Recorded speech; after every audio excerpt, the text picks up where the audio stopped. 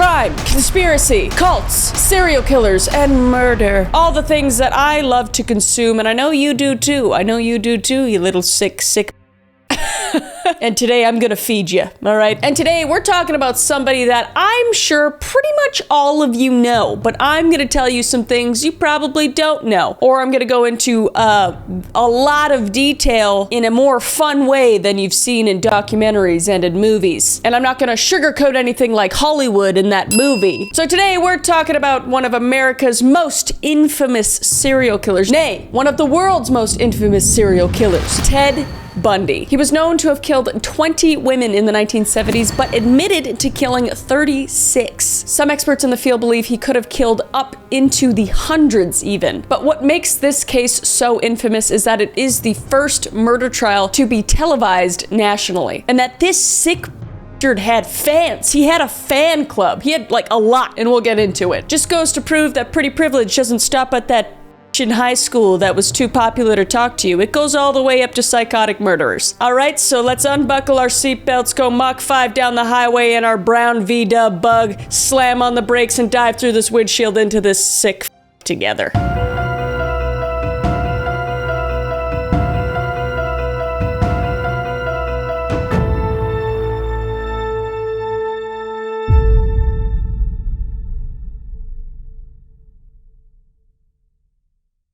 So like we always do, we're gonna start from the beginning to little baby Ted Bundy, Theodore Bundy to be exact. He was born in 1946 on November 24th. That's my brother's birthday. Not the 1946. I don't have a brother that's significantly older than my parents. That would be weird. Anyway, he was born on November 24th, 1946 in Burlington, Vermont, USA. Now Ted had a pretty odd upbringing, and not odd as in like your mom keeping all your teeth that have fallen out in a drawer and she shows you later when you're an adult. Just me? All right. But Ted's upbringing was odd because his entire knowledge of what his family unit was essentially a giant lie. He thought his father was somebody he wasn't, and he thought his mother was somebody she wasn't, because they were actually his grandparents, and he wouldn't learn this until later on in life. So he already has massive trust issues. So Ted would grow up thinking that his actual mom was his sister, and like I said, his grandparents were his actual parents. He was quoted saying to a coworker later in life, Anne Rule, who also wrote a book that we'll talk about later, saying, "When I was born, my mother couldn't say that I had..."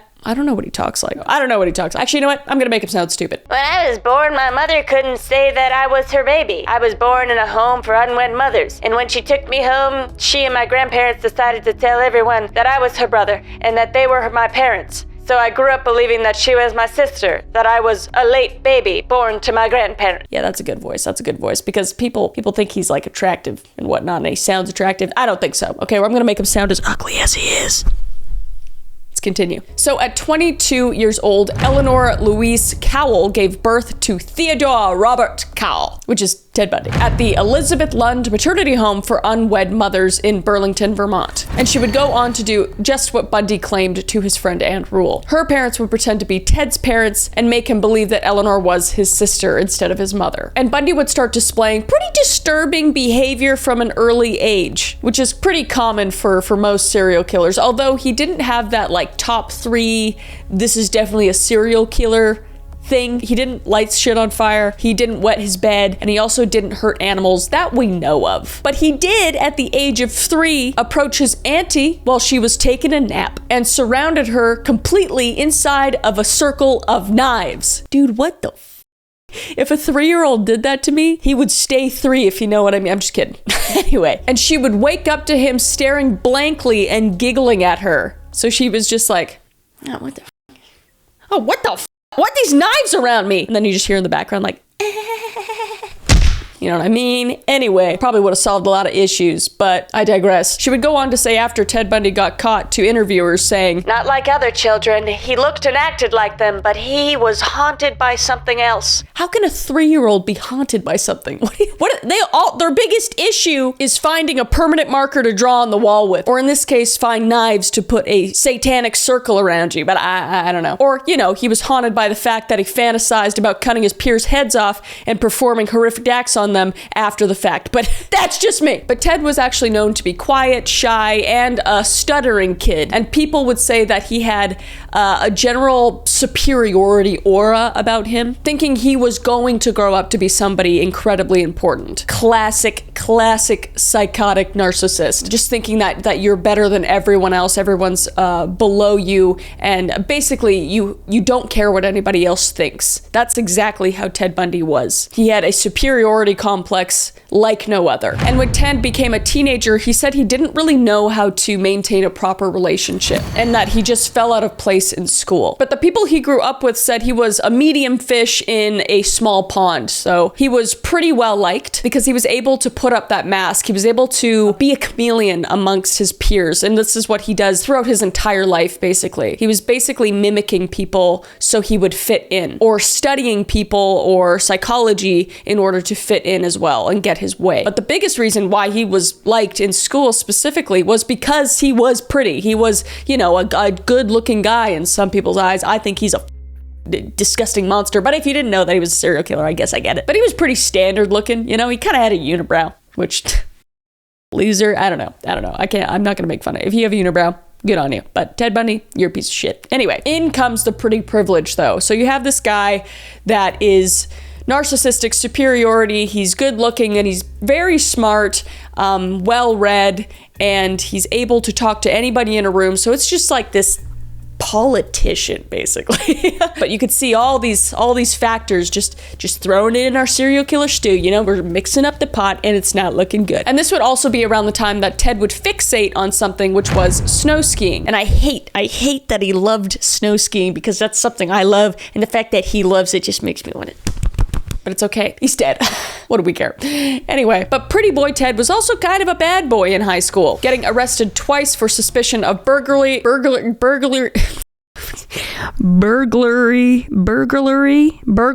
sorry, and auto theft, which he will do a lot.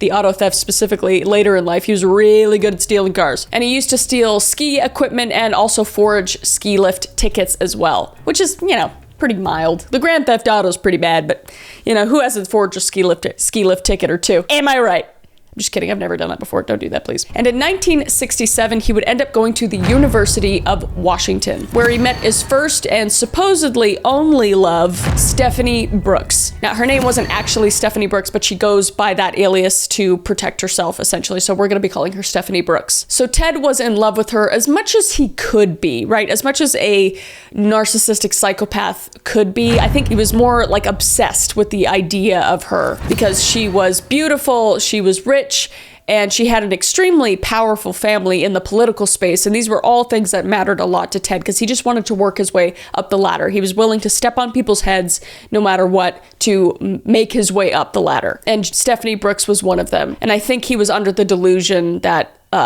obsession and want was love, and it wasn't. Ted Bundy is incapable of love. He only loves one thing, and that is himself. But luckily, she would dump his ass, and he would unfortunately become even more obsessed with her. Because when you tell a narcissist no, that just means yes in their brain, or try harder. And coming from somebody that's been with a narcissist before, this is so true. It is so true. It's just messed up. So he went on a 6-year-long game trying to get Stephanie Brooks back. But during this long game, Bundy would meet his better-known other half, Elizabeth Kendall. If you've seen the movie Extremely Wicked, Shockingly Evil and Vile, terrible movie name. I've always hated that movie name. But anyway, Elizabeth was the one played by Lily Collins, Ted Bundy / Zac Efron's other half. So Bundy and Kendall met in October 1969 at a bar while they were both living in Seattle. She was a 24-year-old divorced single mom working at the University of Washington, where 22-year-old Ted Bundy was attending school. They would soon hit it off, and she would invite Ted Bundy back to her apartment. No!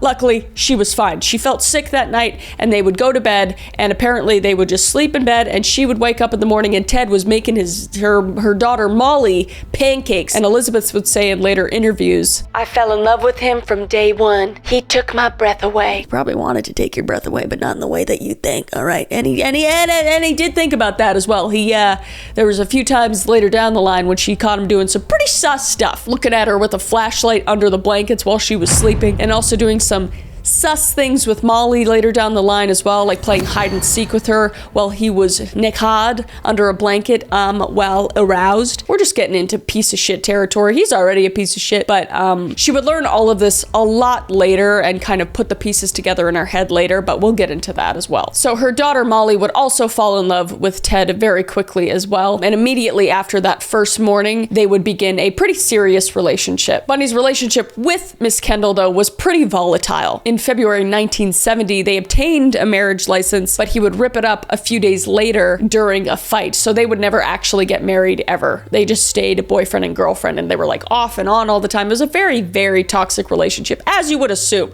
with a psychopathic, narcissistic, serial killing murderer, you know? And anyway, I digress. And 2 years after that incident, she would actually become pregnant, but Ted Bundy would make her have an abortion because she needed to work to put him through law school. What a gem. What a great guy, you know? What a great fella. What a piece of shit. Anyway, but shortly before that incident, he would get a job at a Slewer Slide hotline center in 1971. And this would not only be an incredibly ironic job for a future serial killer, this would be by design. Because Bundy didn't necessarily lack empathy, he was capable of it, but he used it to create pleasure for himself, if that makes sense. Like, he was smart enough to know how the other person was feeling.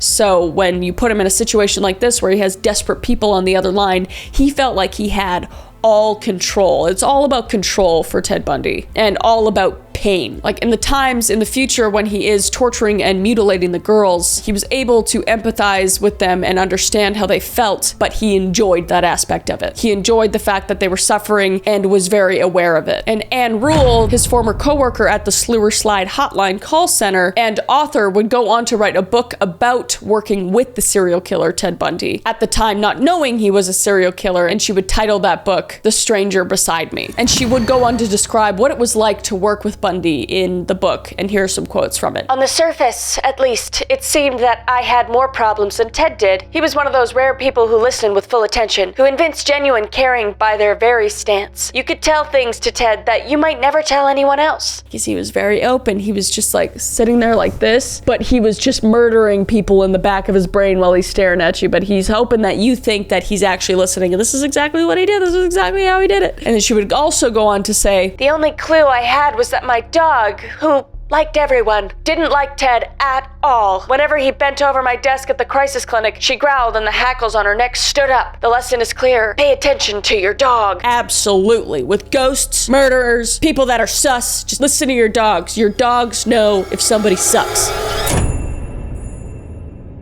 But yeah, the book is very interesting. I haven't read all of it, but I've read a lot of it, and it is very good if you want to look at that book and want to get more in depth, because I can't be sitting here for like 8 hours and telling you about this. You'd get tired of me. But Anne explains that working with Ted was essentially an overall positive experience, and the only reason Anne didn't end up becoming one of his victims was because Anne didn't exactly fit his MO. MO meaning modus operandi, which is a Latin phrase for meaning a person's specific way of doing things. In this case, a serial killer picking out his victims and how he carries that act out. And Ted's victim type looked incredibly similar to his 6-year-long game ex, Stephanie Brooks. Coincident? I think not. But he also most likely never killed Anne because he knew her, and Ted primarily killed strangers, pretty much only killed strangers to remain undetected, because he was smart. I mean, most murders happen to somebody who you're close with. Like, if I was to get murdered, you know, you'd look at, you know, my mom, my dad, Caleb. Not that any of them would murder me, although they are in my will. If I go missing, please. No, I'm just kidding.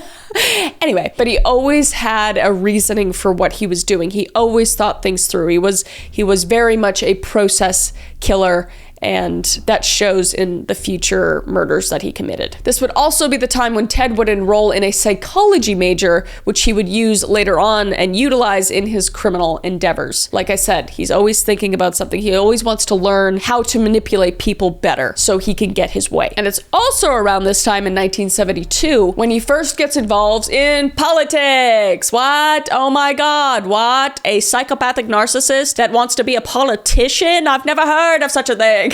All of them are. But this would be his only toe dip into politics, though. And it would specifically be for the long game, becoming involved with Governor Dan Evans' re-election campaign. Ted would pose as a college student and shadow the opponent of the governor just so he could get the stump speeches from him. And he would bring them back to Davis, telling him how to beat his opponent. So he literally went undercover and eavesdropped on the competition for Dan Evans. Like, he's just a giant piece of shit. I feel like that's just all politics, so I just feel like it's all fake. It's all fake and everybody's a piece of shit. I need to take a drink of water. What the heck?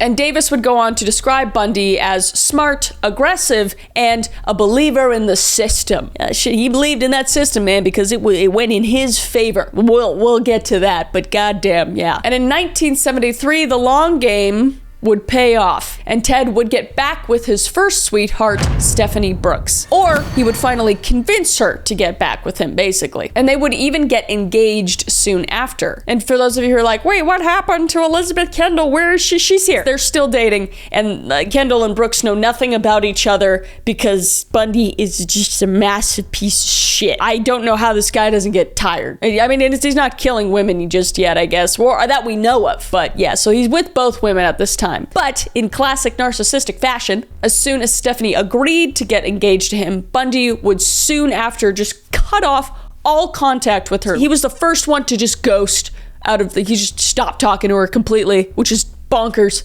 But makes sense for Ted because he's a piece of shit, as we know. But this is a classic narcissist type of behavior and psychopathic type of behavior, because he had a goal, he chased it, and then as soon as he got it, he just didn't want it anymore. It's like a dog chasing a bone, and then he gets the bone, and then he figures out that there's no meat on the bone, so he just tosses it away. Did you like that analogy? I'm pretty good at those. So she would continuously try to contact him, and she would get a hold of him one day on the phone, and she would be like, what the fuck happened? Where are you? Like, what? We just got engaged. Like, what's going on? And he would literally just say to her, I have no idea what you mean. He's such a gaslighter, dude. He's gaslighting me and he's dead.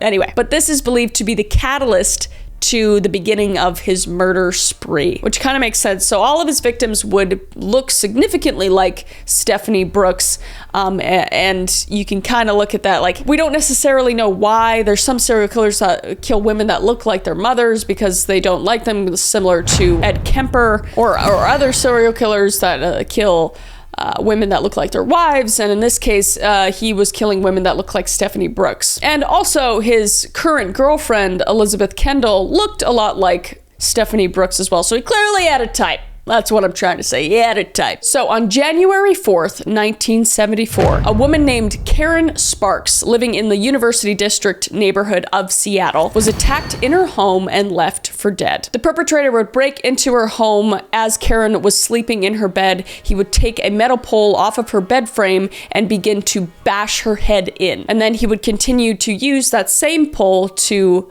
violate her and SA her very violently. He would go so far up that it would puncture her bladder. And after that event, Sparks would be found by her roommate after 20 hours after the ordeal, still breathing. She would suffer permanent brain damage, significant loss of hearing and vision, and obviously the internal injuries from the SA. But she would survive, and she would be assumed to be Ted Bundy's first victim. Karen would later relay to the police and the press that she saw Ted Bundy multiple times stalking her around campus. He was stalking his prey, if you will. So although it's not recognized under the gaze of the judicial system, it is widely believed that Karen was obviously his first victim. Especially, you're going to hear what happened to all the other victims, and it's so incredibly obvious that it was Ted Bundy that did this. And this would make sense as his first victim too, because it was somewhat sloppy in the fact that she was still alive by the end of the assault. And it would happen in the exact same spot as the other murders would happen, and also in the same time frame. Everything just kind of adds up together. But the first official murder victim of Ted Bundy would be soon after his first attack in 1974, only a month after Karen's attack. 21-year-old Linda Ann Healy was a popular student at the University of Washington, the same school that Ted Bundy went to. What? And she was also a weather and ski reporter at a local radio station as well. It's very possible that Ted ran into her because he loves skiing. There's a good chance that he ran into her, liked what he saw, and then, started stalking her as well. So in February 1974, police would be called following up on a missing person call regarding Healy. They would find blood on Healy's bed sheets and pillow, but not enough to indicate that she had bled to death necessarily, and no indication to where she had gone. Her nightgown would hang in the closet with a ring of dried blood around the neck, but some of her clothes, her pillowcase, and her backpack were also missing. It seemed that whoever bludgeoned her had crept into her room, knocked her unconscious, removed her pajamas, and dressed her in fresh clothes. Sounding similar, sounding like something that he wanted to do but didn't end up getting to do with his first victim, Karen Sparks. I'm just saying. Clearly, he was taking her to a second location. Never go to a second location with anybody. Although in this case, I don't think she had a choice, and she was unconscious.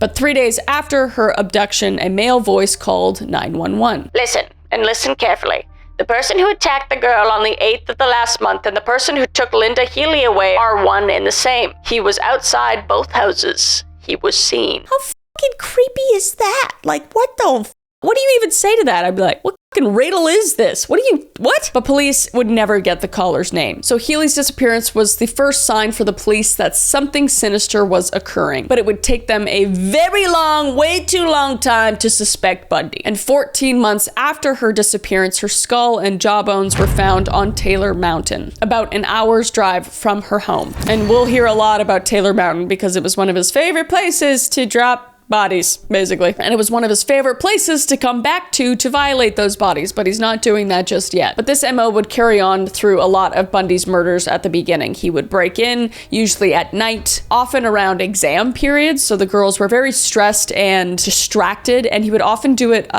near or during construction work sites. So if anybody's screaming or making too much noise, there was construction going on, so it would mask it. So he's thinking about all of the aspects. It's very creepy, and just for him to go through all that, I mean, it's all so fucking terrible, but you can just see how strategic he was in everything that he did. And in the future, he would up the ante by faking injuries so he could more easily get girls to help him or carry stuff inside of his car, where he would then bludgeon them. And he would always be sure to wear a turtleneck as well, because he would be able to cover a very identifiable mole on his neck, because besides that mole, he had pretty generic features. He was good looking, but not easily described, because like if you looked at Bundy, I don't even know how, like they did end up getting sketches of him, but I feel like it's very hard to describe him because he's just a generic looking motherfucker. You know what I'm saying? And during this time, he would still be with Liz and Molly, but Bundy's behavior began to change in Liz's eyes. He would drop out of her life mysteriously for several days, for example, leaving her to worry that she had done something wrong. Then he would return like nothing happened. Just a classic gaslighter, dude. And anytime she asked, like, where were you? He was just like, he would just put the blame on her. Like, what, you don't trust me? What? Just because I went on a little road trip for like 7 days and I was just like out in the forest, just like, having relations with a dead body, so that's a problem for you? You're crazy. And she would fear that he was seeing other women. But in fact, it was then that he began his killing spree in Seattle specifically. So I guess you could say he was seeing other women for temporarily. Anyway, it's terrible. But in March of 1974, only 1 month after Healy's murder, Donna Gail Manson would be his next victim. And all his victims up to this point and in the future would be killed 1 month apart or less moving forward. So he was escalating pretty rapidly through this year specifically. Donna Gail Manson was a 19-year-old student at Evergreen State College, south of Seattle, and she would disappear on her way to a campus concert. Her body was never technically found, but Bundy later claimed he burned her skull in the fireplace of his girlfriend, Elizabeth Kendall. Bundy would later say in interviews, "Of all the things I did to Liz, this is probably the one she is least likely to forgive me for." Yeah, no shit, dude. And it was around this time that Bundy would have the audacity to start working at the Washington State Department Emergency Services, essentially a place where missing people would be reported to. So he could basically keep tabs on all things happening during the abductions and murders that he was committing himself, which again, it's just like, it's very smart. It's very smart. And I'm not giving him any accolades. I'm just saying, like,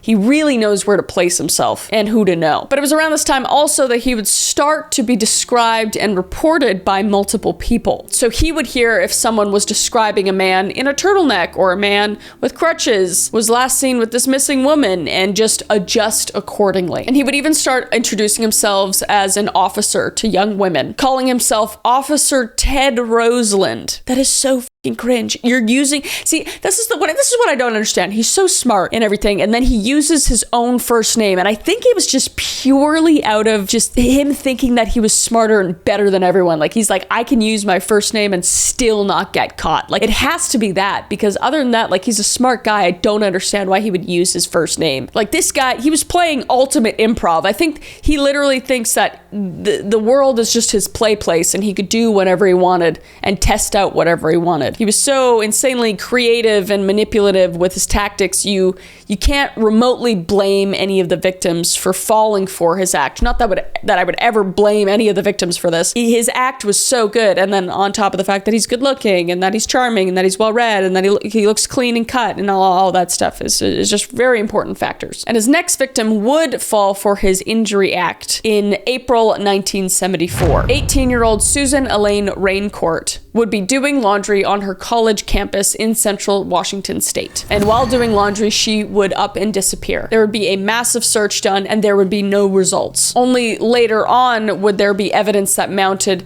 that Raincourt was one of Ted Bundy's victims. And other students that were on campus would recall that Raincourt had been approached by a man named Ted, who had his arm in a sling. So, like, again, like, you're using your own name. I mean, I'm glad you're stupid. But this would be when he started to feign injuries. So if a man in a sling comes up to you asking for help, just say, you. And the next month in May, Roberta Kathleen Parks would disappear on her campus at Oregon State University. Bundy would SA her and murder her either in Oregon or in Washington. We're not sure. But investigators would later find her skull on the same mountain as many of the others on Taylor Mountain in Washington. Now, after Bundy's last victim, Roberta, he would start to evolve, and not in a good way. At first, he was SAing them and then killing and disposing of them, and then just leaving them to decompose on their own. But he would start to dip his toe into just when you think it can't get any worse. And in June, Bundy would claim 2 more victims, only 10 days apart this time. On June 1st, 1974, he would abduct 22-year-old Brenda Ball in the town of Burien, Seattle, pretending to be handicapped and asking for help. Witnesses would say that they saw her with a man that was also wearing a sling before she disappeared. Her skull would also be found eventually with all the others on Taylor Mountain in Washington as well. And on June 11th, 1974, so this is only 10 days later, 18-year-old Georgianne Hawkins vanished outside the University of Washington, with witnesses saying they last saw her with a man that was fitted with crutches and struggling with a briefcase outside of a brown VW Bug. Jordan would be knocked unconscious and then to death. And this would be his first reported victim of.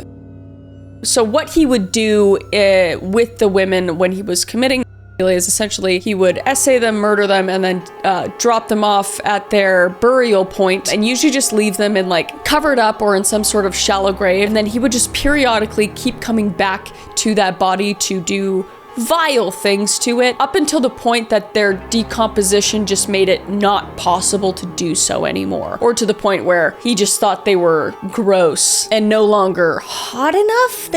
I don't know. Either way, he just became more and more of a sick basically. So Ted Bundy had killed 6 women that we know of before he started committing pedophilia to his future victims. But this would be something he would do to all the rest of them, essentially. At least that's what we assume, based off of evidence. And Bundy would begin to grow bolder with his abductions in July, abducting 2 victims in just one day. So in broad daylight on July 14th, 1974, at Lake Sammamish State Park in Issaquah, sorry if I said that wrong, about a 20-minute drive from Seattle, witnesses reported a man with his left arm in a sling had approached several women that day, introducing himself as Ted.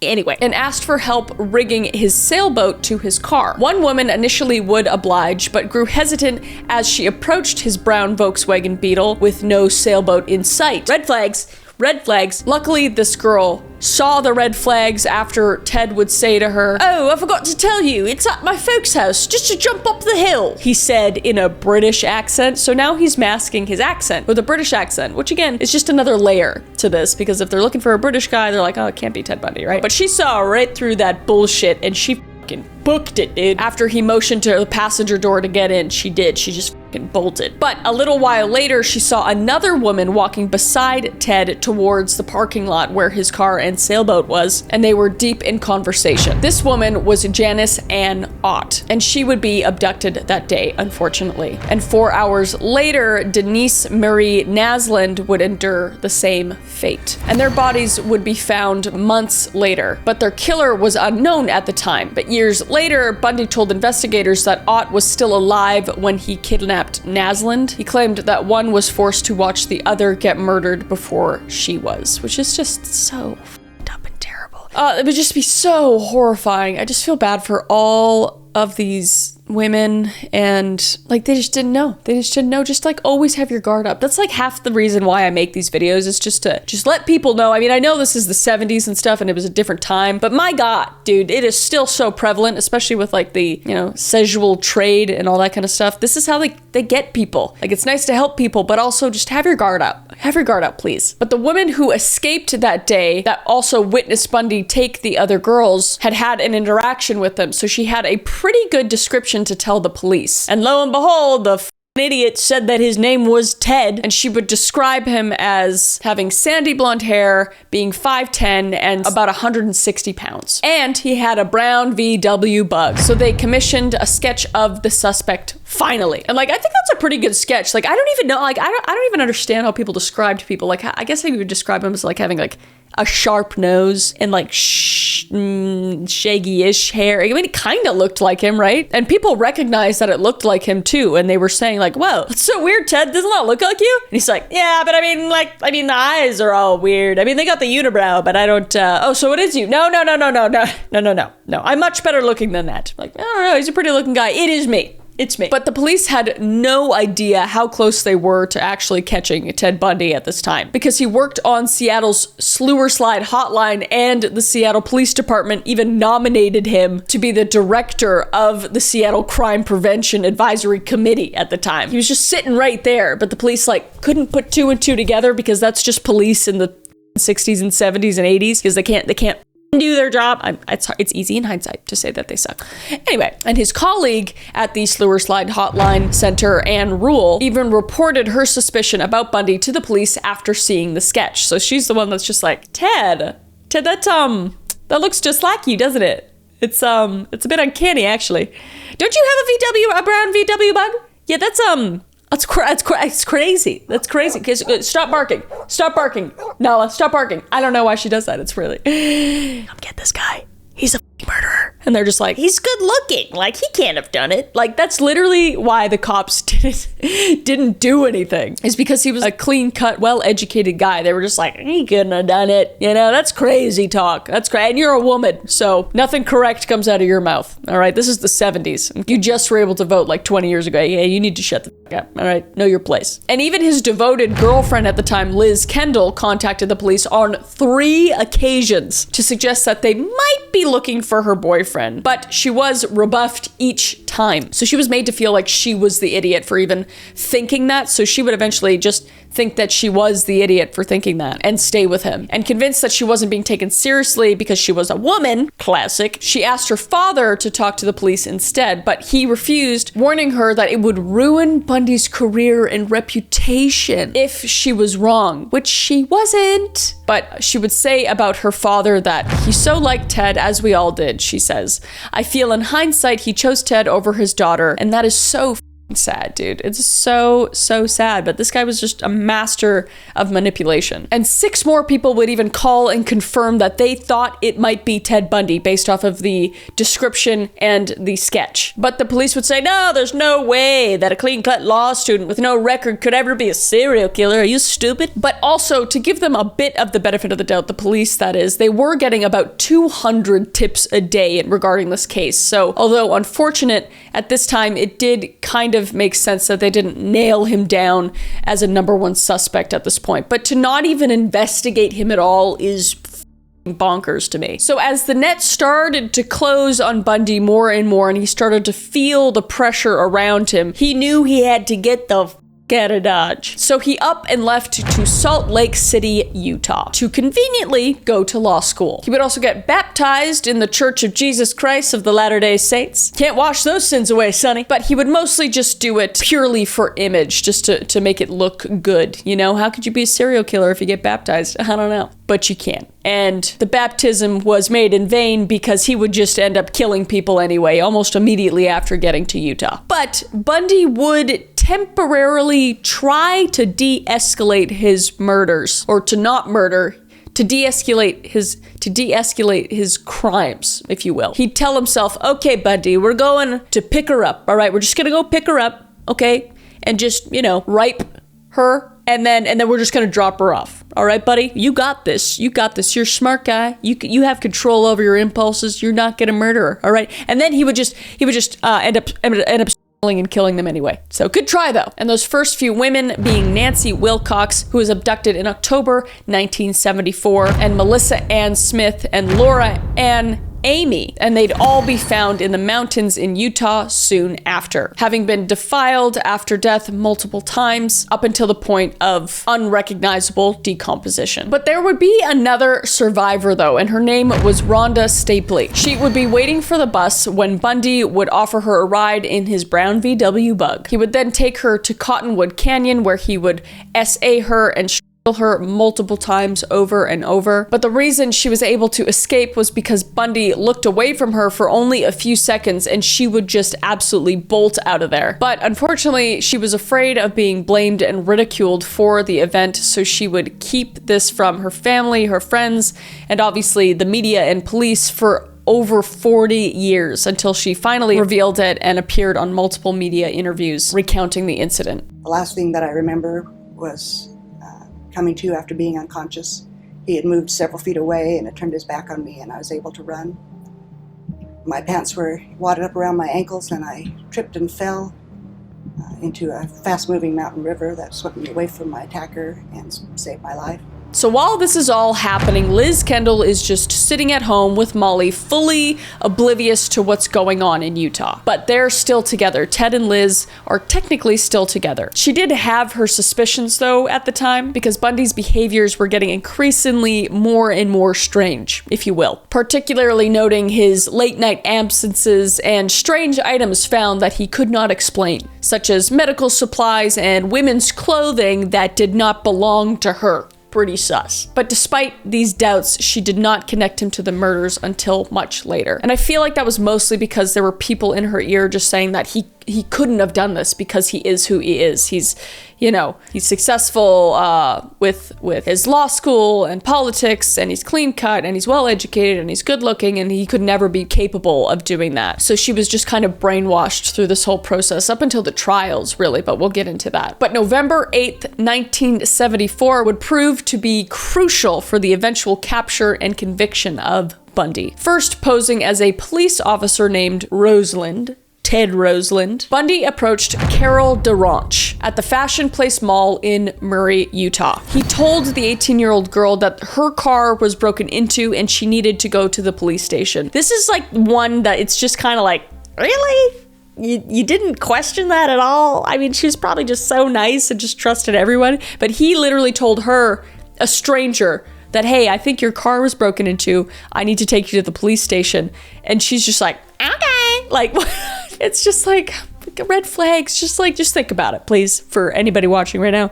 And for some reason that happens to you. For him to know that it was your car means that he was stalking you. Right? Anyway, I digress. But she trusted his story, and DeRanch willingly got into his car. But she quickly noticed that something was wrong. They didn't drive towards the police station, and Bundy's friendly demeanor quickly shifted into a cold absence. When she asked him what he was doing, he just didn't answer, which is just, that would be so terrifying, just like for him to just coldly be driving and you're just like slowly freaking out, realizing what happened. Like I just can't imagine. And although he managed to force her wrists into a pair of handcuffs and he threatened her with a gun, DeRanch broke out of the car and ran for her life. Thank God. and she would find refuge with a couple driving nearby who brought the distraught DeRanche to the police station. But she couldn't find Officer Ted Roseland's face on any of the books of their mugshots, because at this point, Ted hadn't been officially arrested for anything. Like, he had those little arrests when he was a kid, but he never got charged for anything, so he wasn't actually on the books for anything. And only a few hours later, this guy doesn't fucking stop. He would approach a 17-year-old by the name of Debbie Kent after a performance of a high school play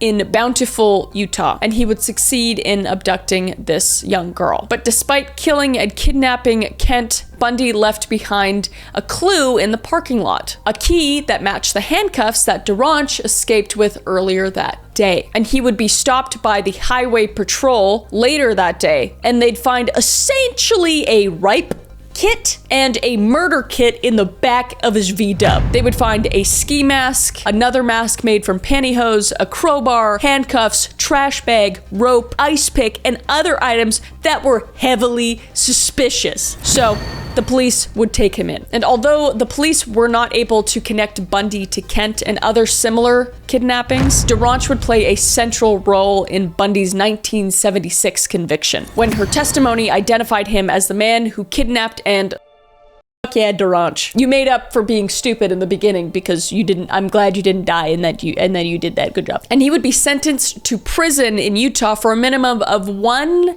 to 15 years. What kind of gap is that? That's 1 year for kidnapping and assaulting somebody.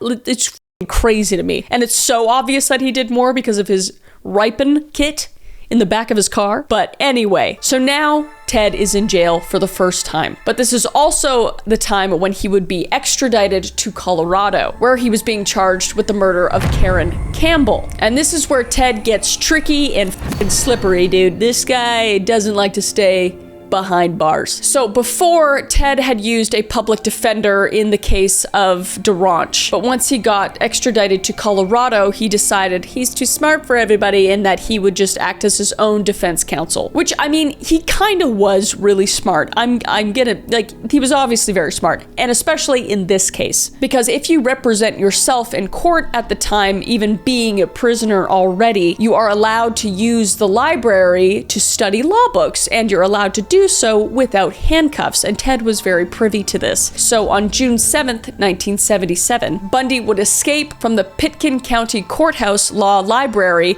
by jumping from the second-story window while on recess during the preliminary hearing. He would twist his ankle, ironically, because he always acted like he was injured, and then he actually twisted his ankle, so f*** you, Ted Bundy. And then he would get up and just run into the forests of Colorado, evading police. Bundy jumped out of this second-story window at the front of the Pitkin County Courthouse this morning.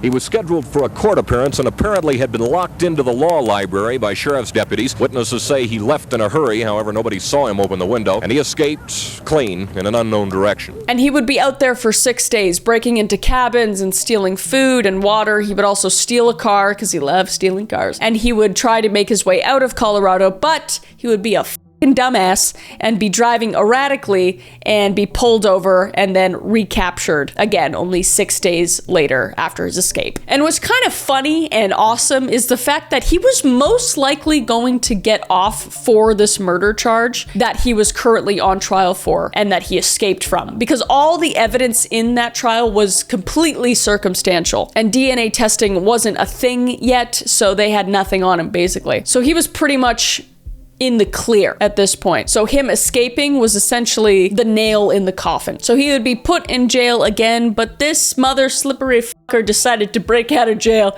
again, or at least try to. And it's also important to note that it was at this time that he already started to gain traction in the media, and women were starting to fawn and fangirl over this psychopath. So while in jail, Bundy would acquire a hacksaw from another inmate that had to fucking hurt, if you know what I mean. And he would obtain $500 that was sent into him from fans from around the country, mostly women. And he would start to hack and saw a 1 square foot hole, Andy Dufresne style, shout out to Shawshank Redemption, one of my favorite movies, into the corner of the cell ceiling every night during shower time when all the cellmates would be showering. He would just be and hacking away at this hole in the ceiling. I don't know what he covered it with, though. I feel like it'd be pretty obvious to see if you were a guard or something, but I guess not. During this time, he would also lose 35 pounds in order to fit through this hole. So if this guy was committed to actually de-escalating as much as he was to losing weight, we would have a much different story now, but I digress. So Ted would lose the weight and dig the hole, and he would even do practice runs during this time to see if he could get away with it and if there was any other factors that he had to take into account during his escape. Again,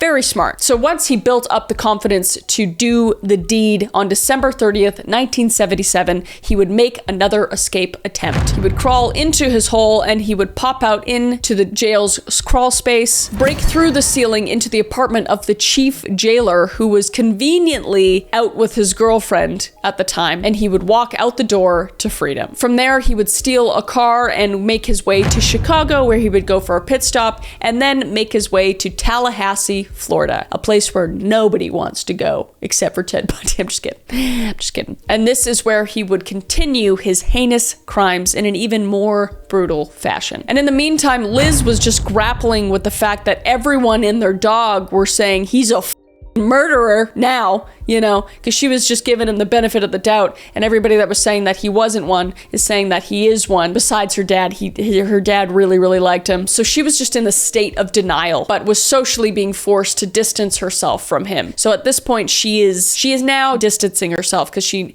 knows that he escaped from jail, which just makes you look guilty, to be honest. And she doesn't want to be a part of that at all. But so Bundy, now feeling like an untouchable god at this point, decided to go on an absolutely horrific spree, starting at Omega House slaughterings in Florida. So on January 15th, 1978, in the early hours, Ted would enter the Omega House at Florida State University in Tallahassee. And within approximately only 15 minutes, Bundy brutally attacked 4 sleeping women. Margaret Bowman and Lisa Levy were murdered. Bowman was strangled with a nylon stocking, and Levy suffered severe beatings and a bite mark on her body, which later played a very crucial role in Bundy's conviction. The 2 other women, Karen Chandler and Kathy Kleiner, survived the attacks despite their serious injuries. And Bundy's rampage would continue that night. After he brutally attacked 4 women, he would go on to attack Cheryl Thomas as well, who lived nearby. He was an absolute animal. He was an insatiable monster at this point, and he wouldn't be done just yet. After he murdered those 2 women and Cheryl Thomas, Ted Bundy would have about a month of a cool down period to lay low, and he would break that cooling period by going to a junior high school in Lake City, Florida on February 9th, 1978. And Ted Bundy would call over 12-year-old Kimberly Leach to help him with directions, but soon after he would kidnap her. Bundy would then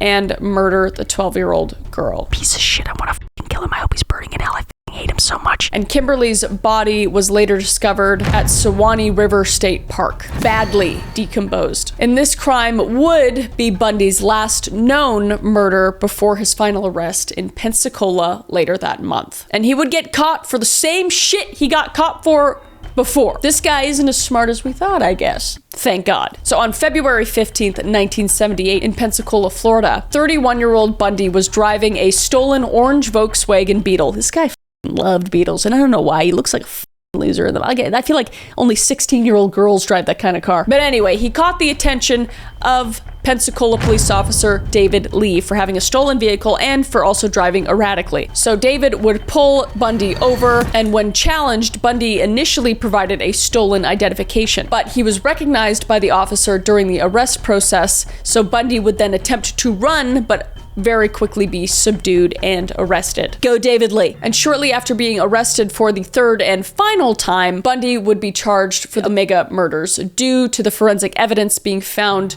which was a dental impression of Ted's that matched the bite marks inflicted upon Lisa Levy, and due to the witnesses placing him in that area at the time of the murders as well. So everything's coming together finally. Everything's coming together. The pot is full, and now we're just dumping that shit over. So now at this point, Liz is pretty much completely cutting off Ted Bundy. She has distanced herself from him, and he doesn't really care. I mean, he doesn't really care about anything, but Soon after Liz would go, a woman named Carol Ann Boone would come into the picture, a woman that he knew back in 1974 working with her, and she was just obsessed with Ted. So she was by his side through this next entire trial period and for years after he got convicted as well. This is a psychopath. She looks like a psychopath, dude. So in June 1979, Ted Bundy would be the first trial to be televised nationally. Mr. Bundy? Yes, the court wants to talk to you, man. Come up to the bar here. This court is not going to follow your schedule. The beginning of Ted Bundy's trial for the Chi Omega murders was a spectacle largely because Bundy chose to serve as his own defense attorney. Again, having a legal background and having been a law student emboldened him to make the unusual decision, because it was not common at all to do this, especially in a murder trial. So it was like a movie playing itself, basically, for people watching. This self-representation was highly unorthodox and very risky for Ted, contributing to the media circus surrounding the trial. And his interactions with the judge and prosecution were often contentious, and his direct involvement in the proceedings, such as cross-examining witnesses, added a dramatic and unsettling layer to the trial, attracting public and media interest even further. And just watching him throughout the trials, because I watched a lot leading up to this, he's just like so overly confident and smiling and laughing and just talking down to people. He's just like, just a grade A narcissistic psychopath, and it just makes me mad watching him. And he would talk about himself in the third person, and it was just very strange. But also I could see why people were so intrigued by this trial. I mean, I know I would have been like watching it. I wouldn't have been one of his fans or anything, but I think it was extremely interesting to watch at the time. And during the middle stage of Ted Bundy's trial, the prosecution's presentation of the forensic evidence was pivotal. One of the most significant pieces of the evidence was the bite mark analysis. Experts testified that the bite marks found on Lisa Levy's body was conclusively matched Bundy's teeth. And he had some fucked up teeth, dude. It's like so obvious, and the way he tried to like talk his way out of it was like almost embarrassing. When you were arrested on February 15th, 1978 in Pensacola, did you have a chip in your right front tooth? No, I did not. When did your tooth become chipped?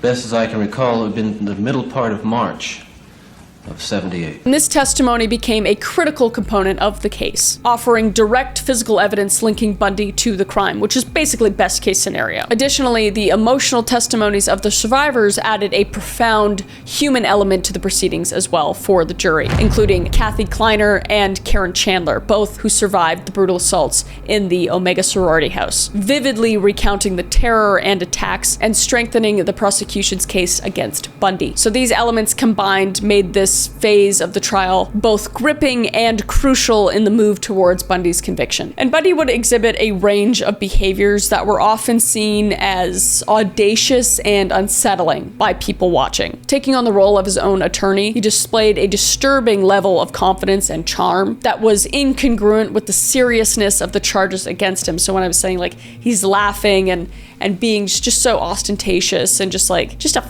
prick, basically. He was just so laissez-faire about the whole thing. And this included cross-examining witnesses and sometimes directly interacting with the victims' families as well, which many found disturbing and extremely disrespectful, obviously. And the public reaction to Bundy during the trial was mixed. Some viewers were horrified by the details of the crimes and his apparent lack of remorse, while others were strangely fascinated by his charisma and intelligence, because he quite literally had super fans during this trial. These fans being predominantly women, because we're crazy sometimes, let's be real, often filled the courtrooms, some even mimicking Bundy's hairstyle and dress. This unusual fan base would add a surreal aspect to the proceedings, as they often expressed support for Bundy. And he would almost like show off for them in interviews and anytime he was in the public eye. 78204 Florida statute. I'll plead not guilty right now. And your grand jurors being present in said court further gives the court to be informed and understand that Theodore Robert Bundy on the 15th day of January in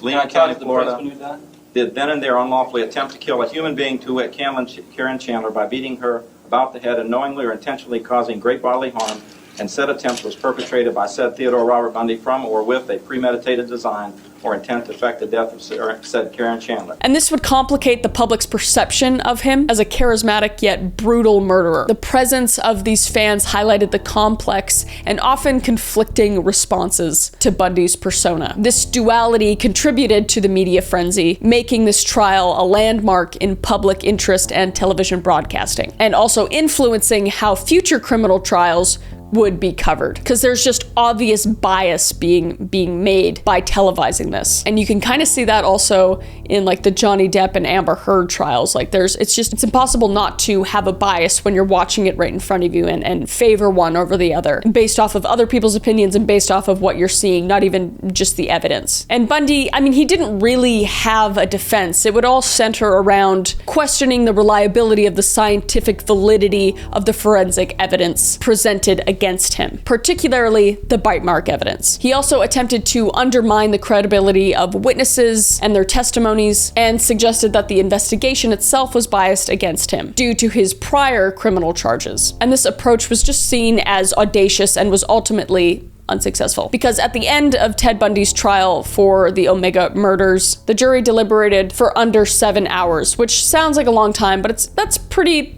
good time. That's pretty quick, indicating the compelling nature of the evidence presented. Bundy would be found guilty of the murders of Margaret Bowman and Lisa Levy, as well as the assaults of 3 other women. Following the verdict, the court would sentence him to death. Yeah, dude. Dude. I hope you're burning in hell. A judge in Miami today followed the jury's recommendation and sentenced Theodore Bundy to die in the electric chair for the murder of 2 co-eds. Bundy is the 136th person under death sentence in Florida. And Judge Edward Cowart made remarks that were noted for their unusual tone of personal reflection. He commented on the tragedy of Bundy's crimes, given Bundy's intelligence and potential to contribute positively to society. It was just like it was a weird tone. It was just like, oh man, that's a shame because you're awesome. You killed those people, but you're pretty great, you know? And this is exactly what he said. It's a tragedy for this court to see it's such a total waste, I think, of humanity that I've experienced in this court. You're a bright young man. You made a good lawyer. I'd love to have you practice in front of me, but you went another way, partner. He's literally saying, like, you're pretty good, dude. And I don't give a shit that you killed all those women. F them, honestly. F them. You know, I do it too, behind the scenes. I'm just kidding. That's false. But it was just strange. It just goes to show how incredibly charismatic and manipulative and smart he actually was, because he was able to manipulate a whole ass judge, dude. This guy murdered multiple women and got a guilty verdict for it. And this guy's just saying, you're all right. But after his sentencing of the Omega murders, he would be put on trial again for the murder of 12-year-old Kimberly Leach. In 1980, Bundy was tried for the kidnapping and murder of Kimberly, and the trial would be particularly emotional due to the young age of the victim and to the brutal nature of the crime. And Bundy was found guilty again and received another death sentence. Double homicide. Shit, man. It's not looking good for you. And Ted Bundy, being the tenacious, narcissistic psychopath that he was, continuously filed for appeals, challenging everything from forensic evidence used in trials to the competency of the jury. But all his appeals were ultimately denied, bitch. And during Ted Bundy's trial in Florida, after he was sentenced, his romantic life included a significant relationship with, whom I mentioned before, Carol Ann Boone. And Boone believed in Bundy's innocence and moved to Florida to be closer to him during his trials. And in a dramatic turn, during his 1980 trial for the murder of Kimberly Leach, the 12-year-old girl, Bundy would propose to Boone in the courtroom while she was testifying on his behalf. What a giant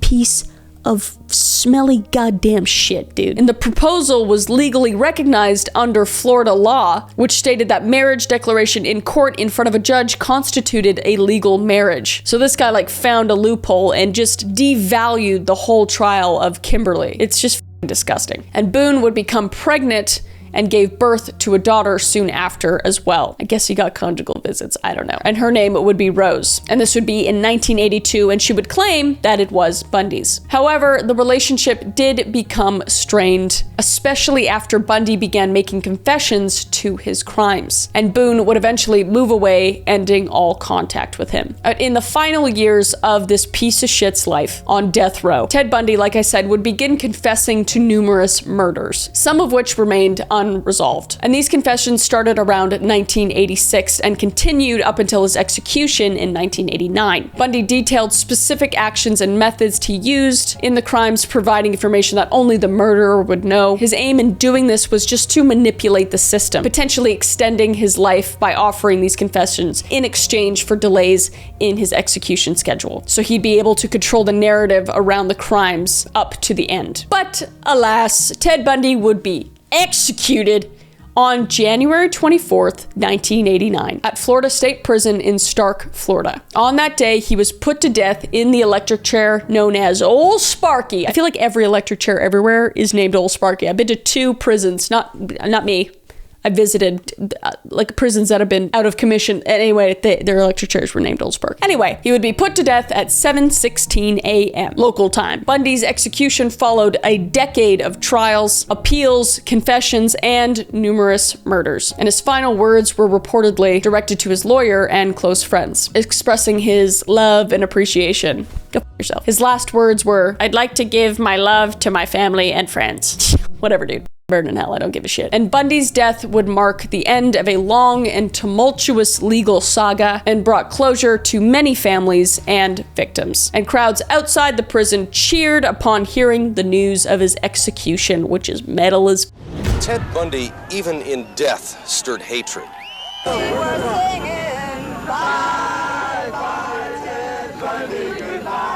But anyway, that concludes the video. I know this was a long one. This was a long one, and I hope I gave you some information you haven't heard before. I did the research on this, and there were some things that I hadn't heard before, so I thought that was interesting. I know you guys wanted to see a heavy hitter, so if you want to see any more, let me know in the comments down below, or if you want me to do anything else, leave it down in the comments below, and I will take a look at it. But I hope you enjoyed the video. Stay safe out there, please. Always have your guard up. Don't talk to men in slings. That's the big takeaway from this. And I will see your beautiful face in the next video, okay? Bye.